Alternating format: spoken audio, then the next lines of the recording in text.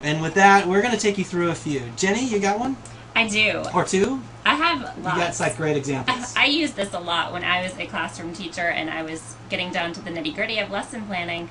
A lot of times my third graders, because I taught third grade, they loved to do Jeopardy! And I had student responders in my classroom, and what the nice thing about student responders is you can use Jeopardy! Games that were made in PowerPoint. Yeah, that's pretty cool. So my kids love to do this. So in order to not have to reinvent the wheel, I would go onto Google Advanced Search and I could type in a keyword like EOG Jeopardy! And then in the file type, I would select PowerPoint. So I'd get only results with Jeopardy! PowerPoint. Now, what I really like about what you just said, besides the cool factor of what you're going to say next, is to not reinvent the wheel. We are so busy as teachers, I hate reinventing the wheel. So this is so awesome. So what happened here? You did your search. Yes, and in Internet Explorer, when you click on the result, you can just click right on the file, and it will ask if you want to open it, save it, or cancel. So I just clicked open because I wanted to preview it first. And you can see here. This is rad. This is awesome. So I would just integrate this into Quizdom, which is what the student responder brand was, and it was done. So I didn't have to do any of this, and if I found that the questions really weren't what I wanted, I could edit these and make it my own and tweak it a little. This is so perfect. It is revolutionary. Yeah. I mean, I don't know. I do saver. know. I know as you guys, as a teacher, you're constantly looking for these nuggets, these tools, and I think this is one of the biggest nuggets as well. Didn't you also use, besides PowerPoint, what was another favorite one of yours? I use PDF a lot, and I use that a lot now because I train teachers. I work in the ESL department, and I work with the teachers that teach ESL. And a lot of times I get questions about things like Glogster, and I wanted to find a training manual on Glogster. So what I did was, just last week even, I went into the phrase search where you put your keyword in, and I typed Glogster training or Glogster directions, really anything. You can just try it and test it out. And you can see here that now I get PDFs, and PDFs are nice because they're already formatted properly. I could just print them, and it looks pretty good. So you can see here. Oh, I'm sorry. And that's okay. You can see there's a lot of results there. So. Ooh, a Wordle too. Great. That is really neat. Yeah. I think that's pretty powerful. You know that the PowerPoint search and the PDF for the teacher, I think, is revolutionary. Because those PowerPoints will both work in flip charts, right? Yep. And notebooks for those using smart and interactive whiteboards like Promethean. So definitely, but there's also other types of file types, correct, Jake? Yeah, of course you can search by Word document or Excel. Actually, I found that looking for Word documents or PDFs is a great way to find worksheets.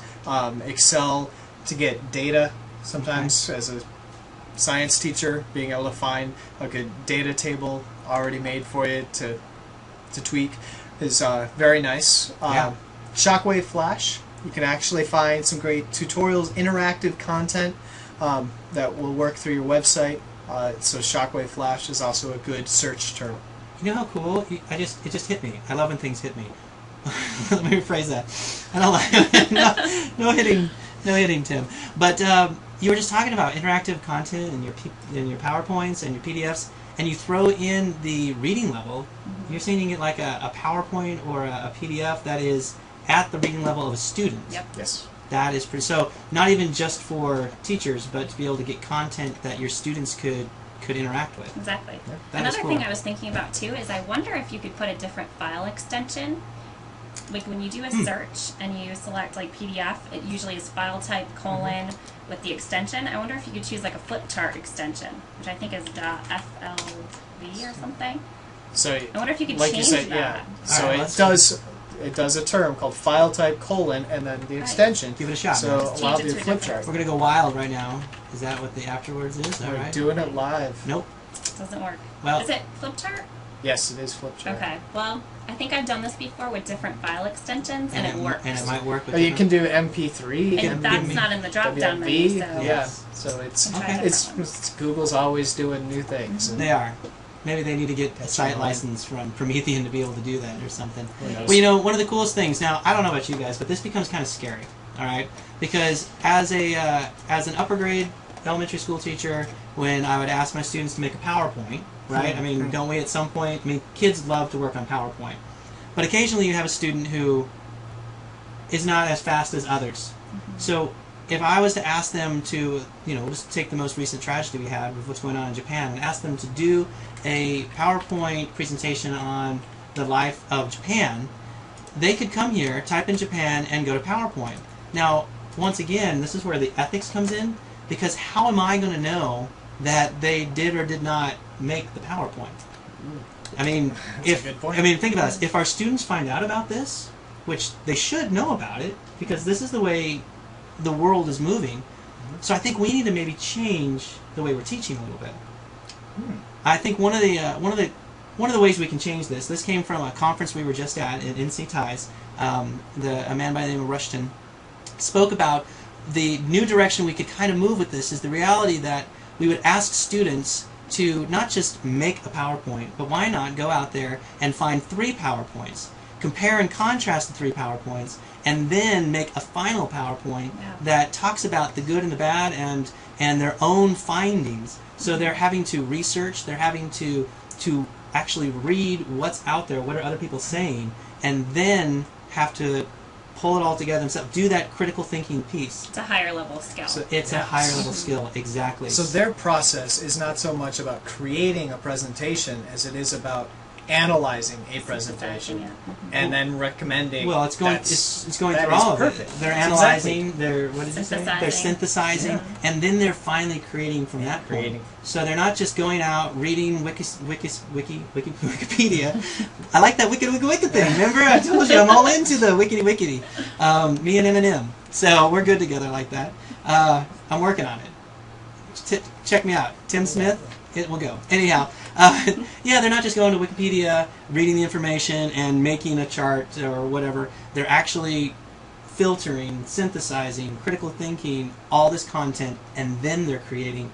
It's huge when it comes to 21st century skills. It totally has to change the way we teach, though, and so that's a step. It's a shift in our thoughts on how to design a lesson, but I like it. And they really have to be taught how to do that, but in practicing, they'll get better. Yeah, you start small. Definitely start small. We normally end with one more thing, right? Yes, we do. We normally end with one more thing, but I think today, this right here, this file type search within. There are so many one more things. This is so rad. I mean, from the teacher perspective, to be able to find that PDF or find that PowerPoint, and then to take it to the students the way that we just discussed. I think that I could be pretty much stuck right there. And there's an even more here.